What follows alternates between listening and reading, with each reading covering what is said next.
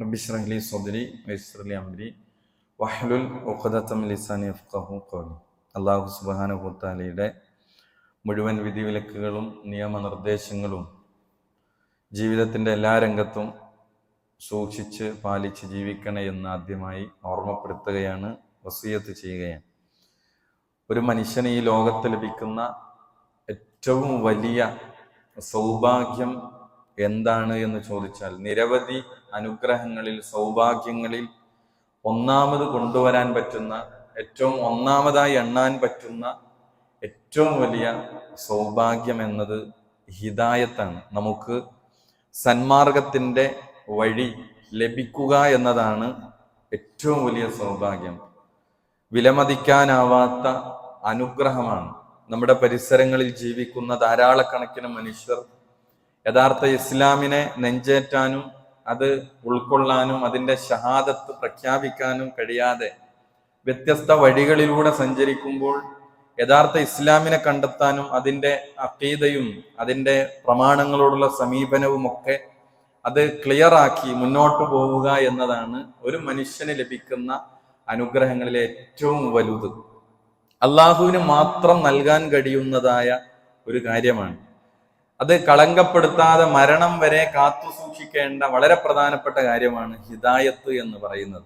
ആ ഹിദായത്തോടെ മരണപ്പെടുമ്പോൾ മാത്രമാണ് നമുക്ക് സ്വർഗത്തിലേക്ക് എത്താൻ കഴിയുന്നത്. അപ്പോൾ ആ ഹിദായത്ത് എപ്പോഴാണോ നഷ്ടപ്പെടുന്നത്, ഒരാൾ 40 കൊല്ലം ശരിയായ വഴിയിലൂടെയാണ് സഞ്ചരിച്ചത്, പക്ഷെ അദ്ദേഹത്തിന്റെ അവസാന സമയങ്ങളിൽ തെറ്റായ ചിന്താധാരകളിലേക്ക് ഒരാൾ കടന്നുപോയി, അയാൾ അവസാന സമയത്ത് പ്രവാചകൻ പറഞ്ഞതുപോലെ ഒരു മുഴം അകലെ നിന്ന് അയാൾ നരകാവകാശിയായി മാറുന്നു. അത്തരം ധാരാളം അനുഭവങ്ങൾ നമ്മൾ കേട്ടുകൊണ്ടിരിക്കുന്നു. ഇവിടെ അതുകൊണ്ട് തന്നെ നമ്മൾ നിരന്തരം അള്ളാഹുവിനോട് തൗഫീഖിനെ ചോദിച്ച് മരിക്കുന്നത് വരെ ഈ സന്മാർഗത്തിന്റെ വഴിയിൽ മുന്നോട്ട് പോകാൻ നമ്മൾ സന്മാർഗത്തിലാണെങ്കിലും നിരന്തരം ചോദിച്ചുകൊണ്ടേയിരിക്കണം. ഇവിടെ ഹിദായത്ത് നൽകുന്നത് അള്ളാഹുവാണ്. വിശുദ്ധ ഖുർആനിലെ സൂറത്തു അൻആമിലെ 71-ാമത്തെ ആയത്തിൽ അല്ലാഹു പറഞ്ഞു, കുൽ ഇന്ന ഹുദല്ലാഹി ഹുവൽ ഹുദ, അള്ളാഹുവിന്റെ ഹുദയാണ്, സന്മാർഗമാണ്, മാർഗദർശനമാണ് യഥാർത്ഥ ഹുദ. വ ഉമിർനാ ലിനുസ്ലിമ ലിറബ്ബിൽ ആലമീൻ, എന്നാൽ ലോകരക്ഷിതാവായ റബ്ബുൽ ആലമീനിന് കീഴ്പ്പെടാനാണ് നമ്മളോട് കൽപ്പിക്കപ്പെട്ടിരിക്കുന്നത്. അപ്പൊ നാം കൽപ്പിക്കപ്പെട്ടിരിക്കുന്നത് അള്ളാഹുവിന് കീഴ്പ്പെട്ട് അവന് കീഴൊതുങ്ങി അവന്റെ വിധിവിലക്കുകൾ അനുസരിച്ച് മുന്നോട്ട് പോകാൻ മാത്രമാണ്. യഥാർത്ഥ സന്മാർഗം എന്ന് പറയുന്നത് അള്ളാഹു സുബ്ഹാനഹു വ തആലയുടെ ഹുദയാണ്. അള്ളാഹു മനുഷ്യരെ യഥാർത്ഥ സന്മാർഗത്തിലേക്കാണ് അള്ളാഹു ക്ഷണിക്കുന്നത്. അതിനാണ് ലോകത്ത് അമ്പിയാക്കൾ കടന്നു വന്നത്. 1 ലക്ഷത്തിലേറെ പ്രവാചകന്മാർ വ്യത്യസ്ത നാടുകളിലേക്ക് അള്ളാഹു അയച്ചത് എന്തിനാണ്? ഈ ഹിദായത്തിന്റെ വഴി മനുഷ്യരെ പഠിപ്പിക്കാനാണ്, അള്ളാഹുവിലേക്ക് ക്ഷണിക്കാനാണ്, സ്വർഗത്തിലേക്ക് ക്ഷണിക്കാനാണ്, നന്മയുടെ വഴി പഠിപ്പിക്കാനാണ്, ശാന്തിയുടെ ആ വഴി, സമാധാനത്തിന്റെ ആ വഴി പഠിപ്പിക്കാനാണ്. അതാണ് സൂറത്ത് യൂനുസിലെ 25-ാമത്തെ ആയത്തിൽ അല്ലാഹു പറഞ്ഞു, വല്ലാഹു യദ്ഉ ഇലാ ദാരിസ്സലാം, അള്ളാഹു ശാന്തിയുടെ ഭവനത്തിലേക്കാണ് നിങ്ങളെ ക്ഷണിക്കുന്നത്. വയഹ്ദീ മൻ യശാഉ ഇലാ സിറാത്തിൻ മുസ്തഖീം, അവൻ ഉദ്ദേശിക്കുന്നവരെ അവൻ സിറാത്തുൽ മുസ്തഖീമിലേക്ക്, നേരായ ചൊവ്വായ പാതയിലേക്ക് അവൻ നയിക്കുകയും ചെയ്യുന്നു. അപ്പൊ അള്ളാഹു ഉദ്ദേശിക്കുന്നവരെ അവൻ എന്ത് ചെയ്യുന്നു? ഹിദായത്തിലാക്കുന്നു. അവിടെ വഴിപിഴച്ച മനുഷ്യരെ ഹിദായത്തിലാക്കിയത് അള്ളാഹുവാണ്. ഇമാം മുസ്ലിം റിപ്പോർട്ട് ചെയ്ത ഒരു ഹദീസിൽ കാണാം, യാ ഇബാദി, എന്റെ അടിമകളെ, കുല്ലുക്കും വാല്ലുൻ, നിങ്ങളെല്ലാം ഒരു വഴികേടിന്റെ വഴിയിലായിരുന്നു, നിങ്ങൾ വഴിപിഴച്ചവരായിരുന്നു. ഇല്ലാമൻ ഹദൈതഹു, ഞാൻ സന്മാർഗത്തിലാക്കിയവരൊഴികെ, ഫസ്തഹ്ദൂനി, അതിനാൽ നീ ഹിദായത്തിനെ തേടുക, ഞാനത് അഹ്ദീക്കും, നിങ്ങൾക്ക് ഞാനത് നൽകുന്നതാണ്. അപ്പൊ ഹിദായത്തിനെ ചോദിക്കാനും നിങ്ങൾക്ക് ലലാലത്തിൽ നിന്ന് ഹിദായത്തിന്റെ വഴി കാണിച്ചു തന്നതും അള്ളാഹുവാണെന്ന് കൃത്യമായി ബോധ്യപ്പെടുത്തുകയാണ്. ഇവിടെ നമുക്കറിയാം, അത് സമ്പത്ത് കൊണ്ടോ അധികാരം കൊണ്ടോ തറവാടിത്തം കൊണ്ടോ ഒരാൾക്ക് ലഭിക്കുന്നതല്ല. ഇസ്ലാമിലെ സന്മാർഗത്തിന്റെ വഴി സ്വീകരിക്കപ്പെടുക, അതിനുള്ള തൗഫീഖ് കിട്ടുക എന്നുള്ളതാണ്. പ്രവാചകൻ സല്ലല്ലാഹു അലൈഹി വസല്ലമയുടെ കാലഘട്ടം, പ്രവാചകന്റെ കൂടെ ജീവിച്ച പ്രവാചകന്റെ ഏറ്റവും അടുത്ത കുടുംബക്കാർക്ക് പോലും ഇത് കിട്ടിയില്ല. പ്രവാചകൻ സല്ലല്ലാഹു അലൈഹി വസല്ലം ആരാണ്? അഷ്റഫുൽ ഖൽഖാണ്. ആ അഷ്റഫുൽ ഖൽഖിന്റെ ഏറ്റവും പ്രിയപ്പെട്ട കുടുംബ ബന്ധമുള്ളവർക്ക് ലഭിക്കാതെ പോയ മഹാ അനുഗ്രഹമാണ് ഹിദായത്ത്. അതിൽ ധാരാളം ആളുകളെ നമുക്ക് എണ്ണാനുണ്ട്. അതില് അബൂ ത്വാലിബ്, അതേപോലെ അബൂ ലഹബ്, ഇതൊക്കെ പ്രവാചകൻ സല്ലല്ലാഹു അലൈഹി വസല്ലമയുടെ നബി കുടുംബത്തിൽപ്പെട്ട ഏറ്റവും പ്രധാനപ്പെട്ട, പ്രവാചകനോട് ഏറ്റവും അടുത്തു നിൽക്കുന്ന കുടുംബ ബന്ധങ്ങളിലുള്ളവരാണ്. പ്രവാചകൻ സല്ലല്ലാഹു അലൈഹി വസല്ലമയുടെ മാതാപിതാക്കൾ, ഇവർക്കൊക്കെ ലഭിക്കാതിരുന്ന മഹാസൗഭാഗ്യം. അബൂ ത്വാലിബ് പ്രവാചകൻ സല്ലല്ലാഹു അലൈഹി വസല്ലമയെ 8ാമത്തെ വയസ്സ് മുതൽ അബ്ദുൽ മുത്തലിബിന്റെ മരണത്തോടെ പ്രവാചകന്റെ കഫാലത്ത്, സംരക്ഷണം പൂർണ്ണമായും അബൂ ത്വാലിബാണ് ഏറ്റെടുക്കുന്നത്. അബ്ദുള്ളയുടെ സഹോദരൻ. അത് പ്രവാചകന് നുബുവത്ത് കിട്ടിയും 10 കൊല്ലം അബൂ ത്വാലിബ് പ്രവാചകൻ സല്ലല്ലാഹു അലൈഹി വസല്ലമയുടെ കൂടെ ഉണ്ടായിരുന്നു. ആ സമയത്തെ സംഭവങ്ങൾ ഹദീസ് ഗ്രന്ഥങ്ങളിലുണ്ട്. പ്രവാചകൻ പറഞ്ഞു കൊടുക്കുന്നു, യാ അമ്മി ഖുൽ ലാ ഇലാഹ ഇല്ലല്ലാഹ്, മൂത്താപ്പ നിങ്ങൾ ലാ ഇലാഹ ഇല്ലല്ലാഹ് എന്ന് പറഞ്ഞാൽ നിങ്ങൾക്ക് എന്ത് ചെയ്യാം? വിജയം വരിക്കാമെന്നാണ്, നിങ്ങൾക്ക് വിജയിക്കാം. ഇതുവരെ പറഞ്ഞ ശിർക്കിൽ നിന്നെല്ലാം, അതേപോലെ പാരമ്പര്യവാദം പറഞ്ഞ് നിങ്ങൾ കൊണ്ടുവന്ന തെറ്റായ കാര്യങ്ങളിൽ നിന്ന് എന്ത് ചെയ്യാം? ലാ ഇലാഹ ഇല്ലല്ലാഹ് ഹൃദയത്തിൽ തട്ടി പ്രഖ്യാപിച്ചാൽ എന്ത് ചെയ്യാം? നിങ്ങൾക്ക് വിജയിക്കാം എന്നാണ്. പക്ഷേ അബൂ ത്വാലിബ് അവിടെയുള്ള പരിസരത്തുള്ള ആളുകളെ നോക്കി. അവിടെ ഖുറൈശി പ്രമുഖന്മാരുണ്ട്. അവര് പറഞ്ഞത്, അബ്ദുൽ മുത്തലിബിന്റെ മില്ലത്ത് നിങ്ങൾ ഉപേക്ഷിക്കുകയാണോ? നമ്മൾ കാരണവന്മാർ, നമ്മൾ ഫോളോ ചെയ്ത് വന്നിരുന്ന ഞങ്ങളുടെ പിതാക്കന്മാരിലൂടെ വന്ന ആ ആശയത്തെ നിങ്ങൾ കൈയൊഴിയുകയാണോ? അവിടെ അബ്ദുൽ മുത്തലിബ് അവസാനം പറഞ്ഞത് ലാ ഇലാഹ ഇല്ലല്ലാഹ് അല്ല, വഅലാ മില്ലത്തി അബ്ദുൽ മുത്തലിബ്. മരണാസന്ന സമയത്ത് അബ്ദുൽ മുത്തലിബ് പറഞ്ഞത്, അബൂ ത്വാലിബ് പറഞ്ഞത്, ഞാൻ അബ്ദുൽ മുത്തലിബിന്റെ വഴിയിലാണ് എന്ന് പറഞ്ഞ ഈ മില്ലത്തിലാണ് ഞാൻ മരണപ്പെടുന്നത് എന്നാണ്. ലാ ഇലാഹ ഇല്ലല്ലാഹ് ചൊല്ലാനുള്ള തൗഫീഖ് കിട്ടിയില്ല. പ്രവാചകൻ ഏറെ സങ്കടമുണ്ടായ സമയമാണ്. അവിടെയാണ് സൂറത്തുൽ ഖസസിലെ 56-ാമത്തെ ആയത്ത്. അതാണ് ഞാൻ പറയുന്നത്, നമുക്ക് കിട്ടിയ ഹിദായത്തിന്റെ വലിപ്പം നമ്മൾ തിരിച്ചറിയണം. പ്രവാചകന്റെ ഏറ്റവും അടുത്ത, അഷ്റഫുൽ ഖൽഖിന്റെ ഏറ്റവും അടുത്ത ആളുകൾക്ക് പോലും പ്രവാചകന് കൊടുക്കാൻ കഴിഞ്ഞില്ല. കാരണം ഹിദായത്തിന്റെ ഉടമസ്ഥത അള്ളാഹുവിന്റെ കയ്യിലാണ്, പ്രവാചകന്റെ കയ്യിലല്ല. ഹിദായത്ത് ചോദിക്കേണ്ടത് ആരോടാണ്? അള്ളാഹുവിനോടാണ് ചോദിക്കേണ്ടത്. അള്ളാഹുവാണ് ഹിദായത്ത് കൊടുക്കുന്നത്. അതുകൊണ്ടാണ് വിശുദ്ധ ഖുർആൻ പറഞ്ഞത് സൂറത്തു ഖസസിലെ 56-ൽ, ഇന്നക ലാ തഹ്ദീ മൻ അഹ്ബബ്ത വലാകിന്നല്ലാഹ യഹ്ദീ മൻ യശാ.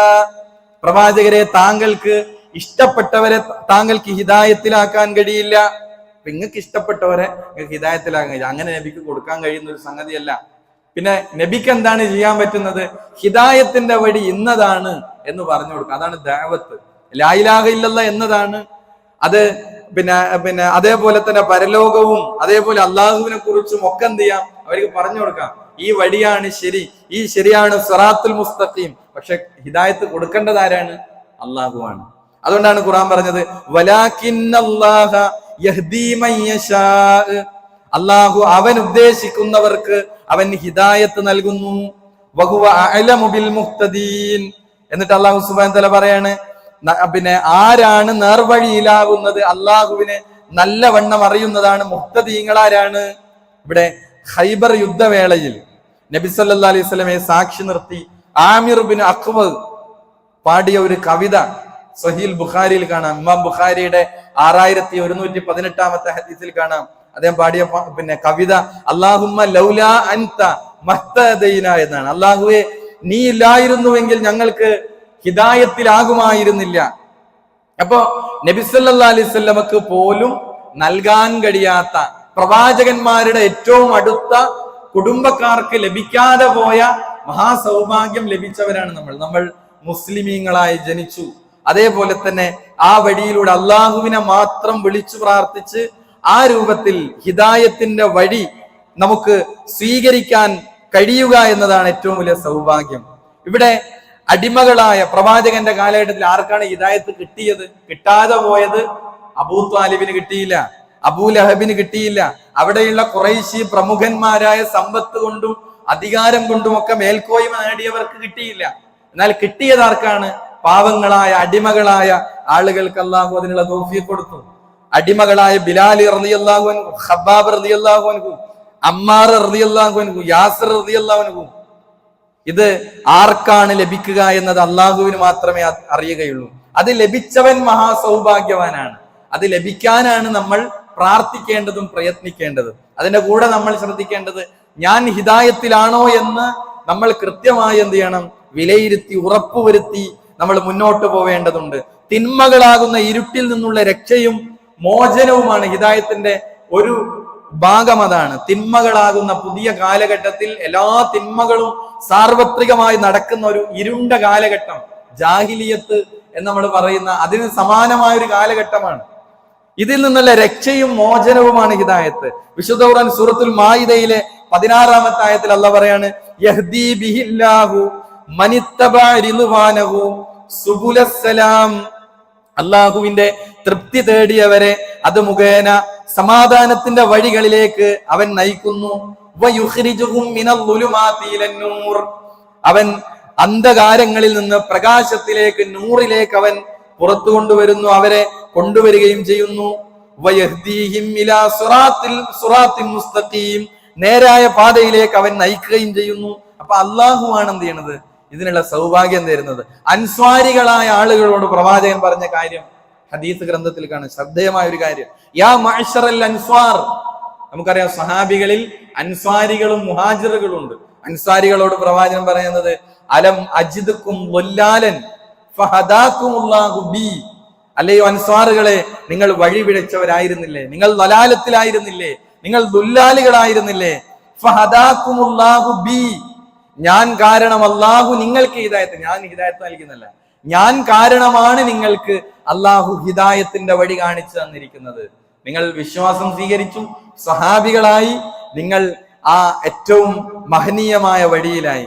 അപ്പൊ നിസ്സാരമായ കാര്യങ്ങൾക്ക് വേണ്ടി പോലും അവിടെ യുദ്ധം ചെയ്തിരുന്ന, വിശ്വാസപരമായ കാര്യത്തിൽ വലിയ അബദ്ധങ്ങൾ വെച്ചുകൊണ്ടിരുന്ന, വിഗ്രഹങ്ങൾക്ക് മുമ്പിൽ ആരാധനകൾ സമർപ്പിച്ച, മൺമറഞ്ഞു പോയ അമ്പിയാക്കളെ വിളിച്ചു പ്രാർത്ഥിക്കുകയും സഹായാർത്ഥന നടത്തുകയും നേർച്ച വഴിപാടുകളും ബലിയർപ്പണങ്ങളും സുജൂദുകളും എല്ലാം നടത്തിയ അവിടെ മക്കയിലെ ആളുകൾ അല്ലെ, അവരെയാണ് കുന്തും ഖൈറ ഉമ്മ എന്ന് വിശുദ്ധ ഖുർആൻ പറഞ്ഞത്. എങ്ങനെയാണ് ഒരു ജനപദത്തെ ഹിദായത്തിലൂടെ നബി സല്ലല്ലാഹു അലൈഹി വസല്ലമ പരിവർത്തിപ്പിച്ചത്? അവിടെ അള്ളാഹു അവർക്ക് അതിനുള്ള തൗഫീഖ് കൊടുത്തു. ഉന്നതരായിരുന്ന പലർക്കും ലഭിക്കാതിരുന്ന സൗഭാഗ്യമാണ്, ആ കാലഘട്ടത്തിൽ ലഭിക്കാതിരുന്ന സൗഭാഗ്യമാണ് നമുക്ക് ലഭിച്ചത്. അതുകൊണ്ട് തന്നെ നമ്മൾ ഇതിന്റെ വില മനസ്സിലാക്കി നമ്മൾ മുന്നോട്ട് പോകണമെന്നാണ് നമ്മൾ വളരെ പ്രധാനമായി സൂചിപ്പിക്കാനുള്ളത്. ഇനി ഹിദായത്തിൽ നിന്ന് നമ്മെ തെറ്റിക്കാൻ പല വിധത്തിലുള്ള ശ്രമങ്ങൾ, പൈശാചികമായ പ്രവർത്തനങ്ങൾ ഒരുപക്ഷെ നമ്മുടെ സാഹചര്യങ്ങളിലൂടെ ഉണ്ടാകും. അതൊരു പക്ഷെ ഏതെങ്കിലും ഒരു തിന്മയുടെ ഏതെങ്കിലും ഒരു പോയിന്റിലാണ് നമ്മൾ എന്ത് ചെയ്യുക, ഹിദായത്തിന്റെ റൂട്ടിൽ നിന്ന് ശൈത്താൻ നമ്മളെ റാഞ്ചിക്കൊണ്ടുപോവുക. സകല തിന്മകളും അലങ്കാരമായി അത് പുതുമയും നൽകി ശൈത്താൻ നമുക്ക് മുമ്പിൽ പ്രത്യക്ഷപ്പെടുത്തും. അതിലൊരു അബദ്ധം സംഭവിക്കുന്നതിലൂടെ അയാൾ എന്ത് ചെയ്യും, മെല്ലെ അതിലൂടെ അവനെ ഇസ്ലാമിന്റെ വഴിയിൽ നിന്ന് പിടിച്ചു പോകും. അതിന് അലങ്കാരമായി തോന്നും. പുതിയ കാലഘട്ടത്തിൽ അതൊരു തെറ്റാണോ, അതൊക്കെ തെറ്റെന്ന് പറയാൻ പറ്റുമോ? അത് നിരന്തരം ചെയ്ത ഒരാളെ ശൈത്താൻ കൊണ്ടുപോകും. അതാണ് വിശുദ്ധ ഖുർആൻ സൂറത്ത് ഫാത്തിറിലെ 8-ാമത്തെ ആയത്ത്, അഫമൻ സുയ്യിന ലഹു സൂഉ അമലിഹി ഫറആഹു ഹസന. എന്നാൽ തന്റെ ദുഷ്പ്രവൃത്തികൾ അലങ്കൃതമായി തോന്നിക്കപ്പെട്ടു. അപ്പൊ ശൈത്താൻ ചെയ്തെന്താണ്? ചെയ്യണ തെറ്റാണ് എന്നല്ല, ഇതൊരു തെറ്റായ കാര്യമല്ല, ഇതൊരു നല്ല കാര്യമാണ്, ഓന സീനത്തുള്ളതായിട്ടാണ് തോന്നുന്നത്, അലങ്കാരമായി അവന് തോന്നിപ്പിക്കപ്പെട്ടു. അത് തോന്നിപ്പിച്ചതാരാണ്? ശൈത്താനാണ്. എന്നാൽ ഫറആഹു ഹസന, അവനത് നല്ലതായി കാണുകയും ചെയ്തു. അവന്റെ കാര്യം എന്താണ് എന്നാണ് ഖുർആൻ ചോദിക്കുന്നത്. ഫഇന്നല്ലാഹ യുദില്ലു മൻ യശാഉ വയഹ്ദി മൻ യശാ. അല്ലാഹു താൻ ഉദ്ദേശിക്കുന്നവരെ വഴി പിഴവിലാക്കുകയും താൻ ഉദ്ദേശിക്കുന്നവരെ ഹിദായത്തിലാക്കുകയും ചെയ്യുന്നു. അതുകൊണ്ട് തന്നെ നമ്മൾ ആ വഴിയെ നിരന്തരം തേടുകയാണ്. യഥാർത്ഥത്തിൽ നമ്മൾ ഫാത്തിഹ സൂറത്തിൽ ഫാത്തിഹ സൂറത്ത് എത്ര വട്ടം ഓതുന്നു? ഒരു ദിവസം 17 തവണ നിർബന്ധമായി നമ്മൾ ഹൃദയത്തിൽ തട്ടി ഫാത്തിഹ സൂറത്ത് ഓതണം. അതില് സൂറത്തു ദുആ എന്നൊരു പേര് വരാൻ കാരണം തന്നെ എന്താ? ഫാത്തിഹയിൽ ഒരു ദുആ ഉണ്ട്. ആ ദുആ ഹിദായത്തിനെ ചോദിച്ച ദുആയാണ്. ഇഹ്ദിനസ് സിറാത്തൽ മുസ്തഖീം. നമ്മള് 17 തവണ നിർബന്ധമായും അള്ളാഹിനോട് ചോദിച്ചുകൊണ്ടിരിക്കുകയാണ്. അപ്പൊ ഒരാൾ ഹിദായത്തിലായതിനു ശേഷവും എന്തിനാണ് ഹിദായത്ത് ചോദിക്കുന്നത്? ഹിദായത്ത് നഷ്ടപ്പെട്ടു പോകാതിരിക്കാൻ. ഇത് നഷ്ടപ്പെട്ടു പോകും. അപ്പൊ ഇത് നിലനിർത്തി തരാനാണ്, ഹിദായത്ത് വർദ്ധിപ്പിച്ചു തരാനാണ് നമ്മൾ അള്ളാഹിനോട് ചോദിക്കുന്നത്. ഇഹ്ദിന, ഞങ്ങൾക്ക് സന്മാർഗത്തിലൂടെ നയിക്കണം. ഇഹ്ദിന സിറാത്തൽ മുസ്തഖീം, മുസ്തഖീമായ നേരെ ചൊവ്വായ മാർഗത്തിലേക്ക് ഞങ്ങളെ വഴി നടത്തേണമേ. കാരണം ഇതാണ് പ്രിയമുള്ള സഹോദരങ്ങളെ, സഹോദരിമാരെ, നമ്മുടെ സ്വർഗവും നരകവും തീരുമാനിക്കപ്പെടുന്ന പോയിന്റ് ഇതാണ്.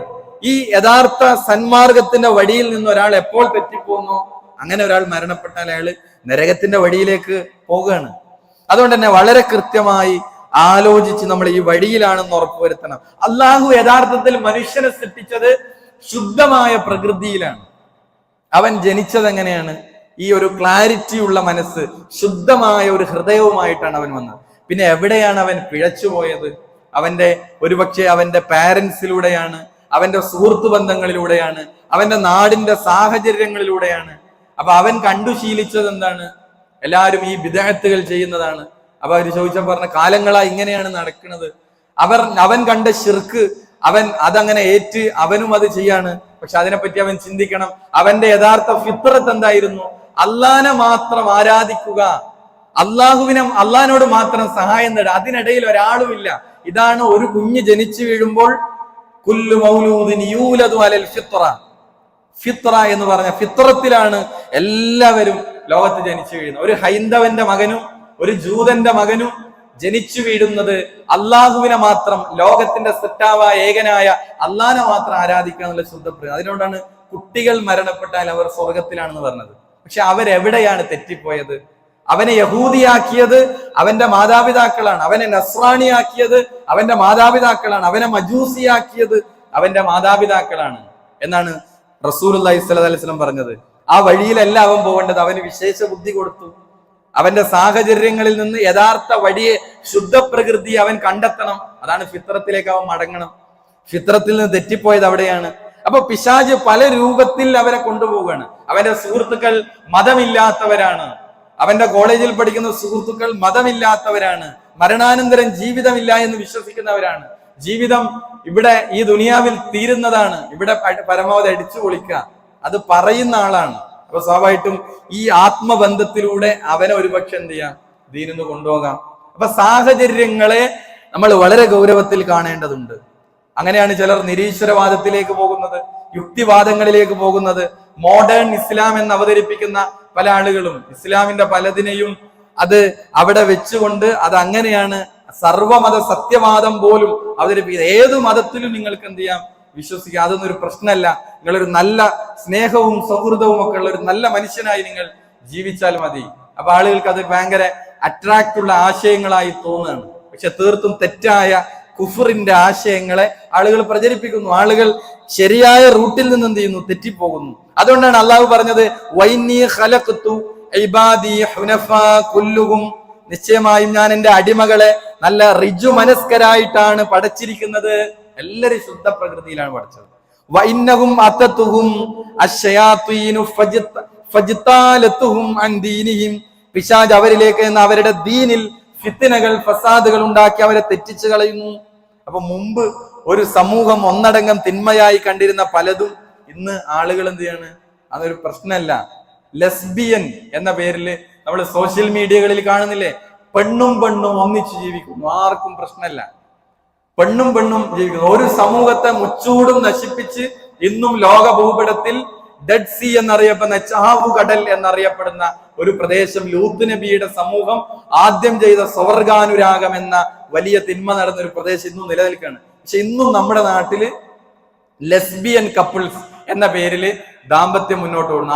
ആണും പെണ്ണും ഇന്നും അത് അള്ളാഹ് നിലനിർത്തിയിരിക്കുകയാണ്. ഇതാ ഈ തിന്മ ചെയ്തവരെ അള്ളാഹു 3 രൂപത്തിൽ ശിക്ഷിച്ചതിന് ഉദാഹരണം, അവർക്ക് ചുടുകല്ലുകൾ വർഷിപ്പിച്ചു, കീഴ്മേൽ മറിക്കപ്പെട്ടു, ഘോര ശബ്ദം വന്നു. ഒരു സമൂഹത്തെയും അള്ളാഹു ഇങ്ങനെ നശിപ്പിച്ചിട്ടില്ല. അങ്ങനെ പല പേരുകളിൽ ഇതിനെ നോർമലൈസ് ചെയ്യപ്പെടുകയാണ്. നമ്മുടെ നാട്ടിൽ ഇത് മുസ്ലിങ്ങളിൽ പെട്ടവർ തന്നെ ഒരു മടിയുമില്ലാതെ ഇത്തരം കാര്യങ്ങൾ വാദിക്കാൻ വേണ്ടി മുന്നോട്ട് വരും. എന്താ സംഭവിക്കുന്നത്? ഹിദായത്തിൽ നിന്ന് തെറ്റിപ്പോയതാണ്. കൃത്യമായി നിസ്കരിച്ചവരാണ്, നോമ്പെടുത്തവരാണ്, പെട്ടെന്ന് പറയാണ് നോമ്പെടുക്കുന്നില്ല, നിസ്കരിക്കുന്നില്ല. എന്താണ് സംഭവിക്കുന്നത്? ഹിദായത്തിൽ നിന്ന് തെറ്റിപ്പോയതാണ്. അപ്പൊ എന്ത് പേരിട്ടാലും സമൂഹം ഒന്നാകെ അതിനെ അനുകൂലിച്ച് നടന്നാലും മുസ്ലിമീങ്ങളുടെ പോളിസി എന്താണ്? ഒരു നാട്ടിലെ എല്ലാവരും ചെയ്യുന്നു എന്നാണ്. 1999 ആളും ഒരു കാര്യം ചെയ്താൽ അത് ശരിയാകില്ല. ആ ഒരാളാണ് ശരിയെങ്കിൽ ആ ഒന്നാണ് ശരി. അയാൾ പ്രമാണങ്ങളോടും ഇസ്ലാമിന്റെ അധ്യാപനങ്ങളോടും കൂറുപുറത്തിയില്ലെങ്കിൽ ആ ഒരാളാണ് ശരിയുടെ പക്ഷം. 999 അത് തിന്മയുടെ പക്ഷമാണ്. കാരണം തിന്മയും നന്മയും തീരുമാനിക്കേണ്ടത് ലോകത്തിന്റെ പടച്ചവനാണ്, സൃഷ്ടാവായ റബ്ബുൽ ആലമീനായ റബ്ബാണ്. തിന്മകളെ വെള്ളപൂശി കാണിക്കുന്നത് പിശാചാണ്. അതേപോലെ മതനിയമങ്ങളെ നിസ്സാരമായി തോന്നിപ്പിക്കുക. മതത്തിന്റെ നിയമങ്ങൾ പ്രവാചകൻ സ്വന്തമായിട്ട് ഉണ്ടാക്കിയതാണല്ല, എല്ലാം വഹിയാണ്. പ്രവാചകന്റെ വാക്കുകൾ വഹിയാണ്. വമാ യൻതിഖു അനിൽ ഹവാ ഇൻ ഹുവ ഇല്ലാ വഹ്യു യൂഹാ. പ്രവാചകൻ സ്വന്തം തന്നിഷ്ടപ്രകാരം ഒന്നും സംസാരിക്കാറില്ല. ദീനായി പഠിപ്പിച്ചു തന്ന കാര്യങ്ങൾ അത് പ്രവാചകൻ വഹീന്റെ അടിസ്ഥാനത്തിൽ പഠിപ്പിച്ച കാര്യങ്ങളാണ്. അതുകൊണ്ട് തന്നെ മതനിയമങ്ങളെ നിസ്സാരമാക്കുക, പരിഹസിക്കുക, നിഷേധിക്കുക, ഇതൊക്കെ നമ്മൾ ഗൗരവത്തിൽ കാണേണ്ടതാണ്. അതേപോലെ ഹറാമായ ആഘോഷങ്ങളിൽ പങ്കാളികളാവുക. മുസ്ലിമിന് കൃത്യമായ ഐഡന്റിറ്റികൾ ഉണ്ട്, അത് നമ്മൾ നിലനിർത്തി മുന്നോട്ട് പോവേണ്ടത്. ഇവിടെയൊക്കെ നമ്മൾ എന്ത് ചെയ്യാണ്, മുസ്ലിം സമൂഹം അവിടെ യഥാർത്ഥ റൂട്ടിൽ നിന്ന് തെറ്റായ വഴിയിലേക്ക് അവർ എന്ത് ചെയ്യാണ്, മുന്നോട്ട് പോവുകയാണ്. നമ്മുടെ നാട്ടിൽ നൽകുന്ന പല ഇബാദത്തുകളും സെലിബ്രേഷനുകൾ ഇതൊക്കെ എന്ത് ചെയ്യാണ്, വിശ്വാസവുമായി ബന്ധപ്പെട്ട ആഘോഷങ്ങളിൽ മുസ്ലിമിന് തീരെ ഇടപെടാൻ പാടുള്ളതല്ല. വിശ്വാസത്തിനെതിരെ നിൽക്കുന്ന കാര്യങ്ങളുമായി എങ്ങനെ സഹകരിച്ചു പോകാൻ കഴിയും? ഒരിക്കലും കഴിയില്ല. ബഹുദൈവ ആരാധനയുമായി ബന്ധപ്പെട്ട കാര്യങ്ങളിൽ കൃത്യമായ നിലപാടുള്ളവനാണ് യഥാർത്ഥത്തിൽ ഒരു വിശ്വാസി എന്നത്. അവന് നന്മയിലും സൂക്ഷ്മതയിലും മാത്രമാണ് പരസ്പര സഹായം.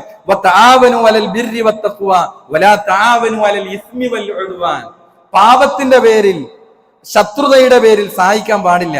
ബിർറ് പുണ്യത്തിന്റെ പേരിലും തഖ്വയുടെ പേരിലാണ് സഹായിക്കേണ്ടത് എന്നാണ്. അതുകൊണ്ട് സഹോദരങ്ങളെ, നമുക്ക് ഹിദായത്തിൽ ഉറച്ചു നിന്ന് മുന്നോട്ട് പോകാൻ നമുക്ക് സാധിക്കേണ്ടതുണ്ട്. അല്ലാഹു സുബ്ഹാനഹു വ തആല നമുക്ക് തൗഫീഖ് നൽകി അനുഗ്രഹിക്കുമാറാകട്ടെ.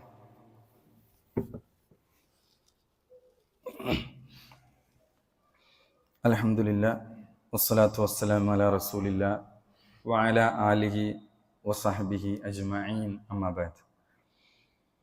അല്ലാഹു സുബ്ഹാനഹു വ തആലയുടെ വിധിവിലക്കുകൾ, നിയമനിർദ്ദേശങ്ങൾ ജീവിതത്തിൻ്റെ എല്ലാ രംഗത്തും പാലിച്ച് പകർത്തിക്കൊണ്ട് ജീവിക്കണേ എന്ന് ഒരിക്കൽ കൂടി ഓർമ്മപ്പെടുത്തുകയാണ്, ഉപദേശിക്കുകയാണ്. നമ്മൾ പറഞ്ഞു വന്നത് ഹിദായത്ത് അള്ളാഹു നമുക്ക് നൽകിയ ഒരു സമ്മാനമാണ്. അത് ലഭിക്കാനും നഷ്ടപ്പെടാതിരിക്കാനും നമ്മൾ പരിശ്രമിക്കണം, പ്രാർത്ഥിക്കണം. അതിലേറ്റവും പ്രധാനപ്പെട്ടത് അള്ളാഹുവിൻ്റെ പാശത്തെ മുറുകെ പിടിക്കുക. വമൻ യഅ്തസിം ബില്ലാഹി ഫഖദ് ഹുദിയ ഇലാ സിറാത്തിൻ മുസ്തഖീം.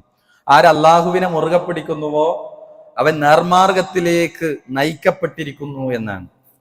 അതേപോലെ തന്നെ ഈ ഹുദയെ പിൻപറ്റിയവർ ഫൈമായത്തിയന്നക്കും, ആദം നബി അലൈഹി ഇസ്ലാമിയെ സ്വർഗത്തു നിന്ന് പുറത്താക്കിയപ്പോ അവിടെ അള്ളാഹു കൊടുത്ത ഒരു വാക്കുണ്ട്. എന്താണ്? ഒരു ഉറപ്പുണ്ട്. എന്താ? ഫൈമായത്തിയന്നക്കും മിന്നി ഹുദൻ, എന്നിൽ നിന്നുള്ള ഒരു ഹുദ നിങ്ങൾക്ക് വന്നു ചേരും, ഒരു സന്മാർഗത്തിന്റെ വഴി നിങ്ങൾക്ക് വന്നു ചേരും. അതെന്താ ചെയ്യേണ്ടത്? അതിന് ആരാണോ ഫോളോ ചെയ്യുന്നത്, പിൻപറ്റുന്നത്, ഫലാ യളില്ലു വലാ യഷ്ഖാ, അവൻ വഴി പിഴക്കുകയില്ല, അവൻ ദൗർഭാഗ്യവാനാവുകയില്ല, കഷ്ടപ്പെടുകയില്ല എന്ന് വിശുദ്ധ ഖുർആൻ നമ്മളെ പഠിപ്പിക്കുകയാണ്. അതേപോലെ തന്നെ മറ്റൊരായത്തിലും ഇതേ ഒരു ആശയം നമുക്ക് കാണാൻ സാധിക്കും. അതുകൊണ്ട് തന്നെ നിരന്തരം അള്ളാഹുവിനോട് പ്രാർത്ഥിക്കുക എന്നതാണ് നമുക്കുള്ള ഏറ്റവും വലിയ വഴി എന്നത്. അതേപോലെ ഹിദായത്ത് നഷ്ടപ്പെടാതിരിക്കാൻ നമ്മൾ അള്ളാഹുവിനോട് നിരന്തരം നടത്തേണ്ട ചില ദുആകളുണ്ട്. കാരണം നമ്മൾ പുതിയ കാലഘട്ടത്തിൽ അയാമേൻ എക്സ് മുസ്ലിം, ഞാൻ ഇസ്ലാമിനെ ഇതാ കൈയൊഴിഞ്ഞിരിക്കുന്നു, ഞാൻ എന്ന് പറഞ്ഞാൽ അവൻ മുർത്തദ്ദായി പോയിരിക്കുന്നതാണ്. ഇസ്ലാമിനെ അവൻ കൈവിട്ടിരിക്കുന്നു, അവൻ സ്വതന്ത്ര വാദം സ്വീകരിച്ചിരിക്കുന്നു. ഞാൻ ഇനി സ്വാതന്ത്ര്യത്തിന്റെ ലോകത്താണ്. നമുക്ക് എന്ത് സ്വാതന്ത്ര്യത്തിനാണ് ഇവിടെ തടസ്സം? അവൻ സ്വാതന്ത്ര്യത്തിന്റെ എല്ലാ തിന്മകളെയും അവൻ ജീവിതത്തിലേക്ക് കൊണ്ടുവരുന്ന ഒരു ആശയധാരയിലേക്ക് അവൻ പോകുന്നു. ഇങ്ങനത്തെ ഒരു കാലഘട്ടത്തിൽ നമ്മൾ നിരന്തരം അള്ളാഹുവിനോട് പ്രാർത്ഥിക്കേണ്ടുന്ന ഒരു പ്രാർത്ഥനയാണ് വിശുദ്ധ ഖുർആൻ സൂറത്തു ആലു ഇമ്രാനിലെ 8-ാമത്തെ ആയത്തിൽ പഠിപ്പിക്കപ്പെട്ട ഒരു പ്രാർത്ഥന. നമ്മൾ നിരന്തരം പ്രാർത്ഥിക്കേണ്ട പ്രാർത്ഥനയാണ്. എന്താ? റബ്ബനാ ലാ തുസീ ഖുലൂബനാ ബഅദ ഇദ് ഹദൈതനാ വഹബ് ലനാ മിൻ ലദുൻക റഹ്മ ഇന്നക അൻതൽ വഹാബ്. റബ്ബനാ, ഞങ്ങളുടെ റബ്ബേ, ലാ തുസീ ഖുലൂബനാ ബഅദ ഇദ് ഹദൈതനാ, ഞങ്ങളെ ഹിദായത്തിലാക്കിയതിനു ശേഷം ഞങ്ങളുടെ മനസ്സുകളെ നീ തെറ്റിച്ചു കളയല്ല റബ്ബേ. വഹബ് ലനാ മിൻ ലദുൻക റഹ്മ, നിന്റെ അടുക്കൽ നിന്നുള്ള റഹ്മത്ത്, കാരുണ്യം ഞങ്ങൾക്ക് നീ പ്രദാനം ചെയ്യണമേ. ഇന്നക അൻതൽ വഹാബ്, നീ തീർച്ചയായും നീ അത്യധികം ഔദാര്യവാനാകുന്നു. ഈ ദുആ നമ്മൾ പഠിച്ച് പ്രാവർത്തികമാക്കേണ്ടതാണ്. റബ്ബനാ ലാ തുസീ ഖുലൂബനാ ബഅദ ഇദ് ഹദൈതനാ, ഞങ്ങളെ ഹിദായത്തിലാക്കിയതിനു ശേഷം ഞങ്ങളുടെ കൽബിനെ, ഹൃദയത്തെ നീ തെറ്റിച്ച് കളയല്ലേ. അപ്പൊ അങ്ങനെ തെറ്റിപ്പോകും. നമുക്ക് തോന്നുകയാണ് ദുനിയാവിന്റെ ഏതെങ്കിലും പ്രേരണയിൽ നിന്ന് നമ്മൾ എന്ത് ചെയ്യാണ്, ഇസ്ലാമിനെ തന്നെ കൈയൊഴിയാണ്, ദീനിനെ തന്നെ കൈയൊഴിയുകയാണ്. അതൊരു പക്ഷെ ഞാൻ പറഞ്ഞതുപോലെ ഏതെങ്കിലും ഒരു തിന്മയുടെ പോയിന്റിലായിരിക്കും കൈയൊഴിയുക. ഒരു ആബിദായ ഒരു മനുഷ്യന്റെ സംഭവം ചരിത്രത്തിൽ കാണാം. സ്വാലിഹുൽ മുഅ്മിൻ എന്നാണ് അദ്ദേഹത്തെ നാട്ടുകാർ വിളിച്ചത്.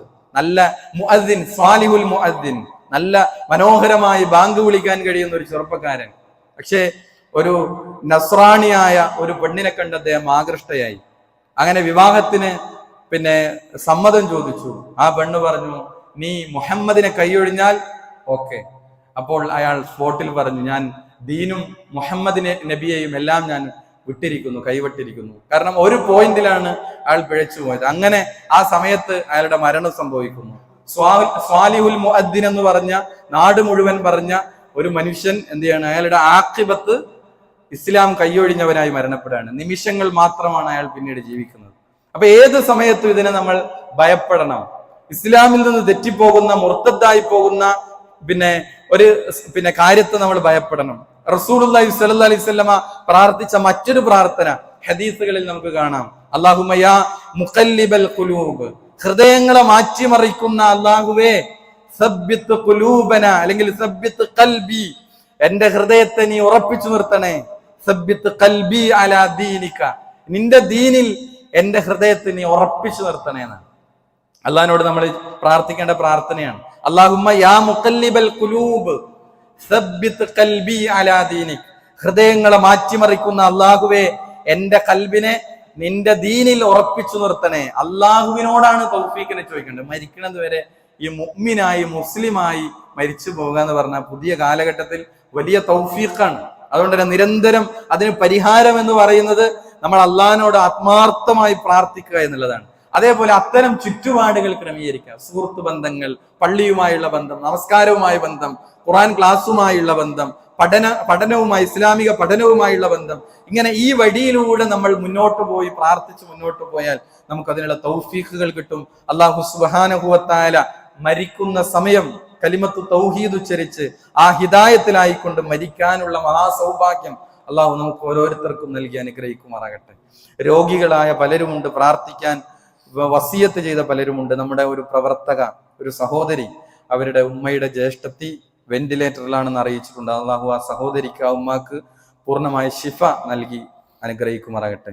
ആഫിയത്തോടെ തിരിച്ചു വരാനുള്ള തൗഫീഖ് നൽകുമാറാകട്ടെ. നമ്മിൽ നിന്ന് രോഗം കൊണ്ട് കഷ്ടപ്പെടുന്നവർക്കെല്ലാം അള്ളാഹു ശിഫ പ്രദാനം ചെയ്യുമാറാകട്ടെ. സാമ്പത്തികമായി ബുദ്ധിമുട്ടുകൾ അനുഭവിക്കുന്നവർ, അള്ളാഹു ഇനി അവർക്ക് പ്രയാസങ്ങൾ പരിഹരിച്ചു കൊടുക്കണമേ. നമ്മിൽ നിന്ന് മരണപ്പെട്ടു പോയ മുഅ്മിനീങ്ങൾ അള്ളാഹു മഗ്ഫിറത്തും റഹ്മത്തും നൽകി അനുഗ്രഹിക്കണമേ.